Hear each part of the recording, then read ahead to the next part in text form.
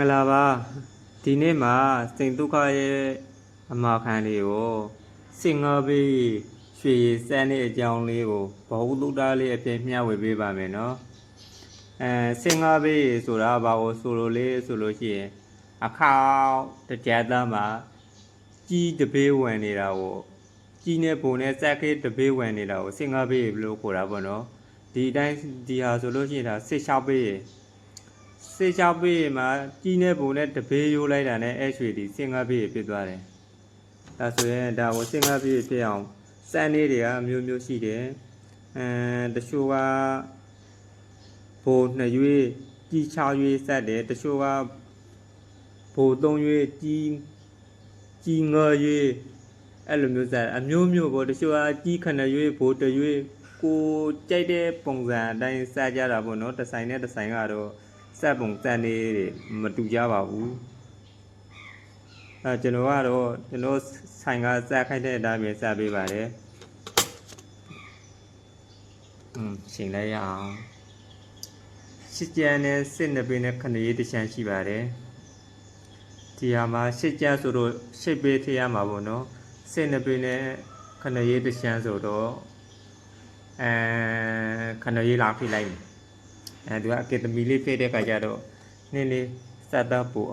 ခံတာပေါ့နော်လက်ရှိမြန်မာနိုင်ငံမှာဆိုတော့နံပါတ်တိုက်ကတော့အကယ်ဒမီပဲပေါ့ဒါဘိုးလို့ခေါ်ပါတယ်တချို့ကဘိုးနဲ့ငွေနဲ့မကွေးတာတွေရှိတယ်ဘာကွာလဲဆိုလို့ရှိရင်ရွှေဆိုလို့ရှိရင်ဒီဟာလေးရွှေပဲစင်ကာပေးလေးရွှေပဲစစ်သုံးပေးလေးရွှေပဲ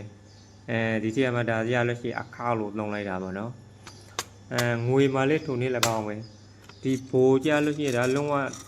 ဘိုးတန့်စင်ထားပြီးသားကြီးတွေလုံးဝမပါတော့ဘူးပေါ့တန့်စင်ထားပြီးသားကိုဘိုးလို့ခေါ်တယ်ငွေလို့မခေါ်ဘူးပေါ့နော်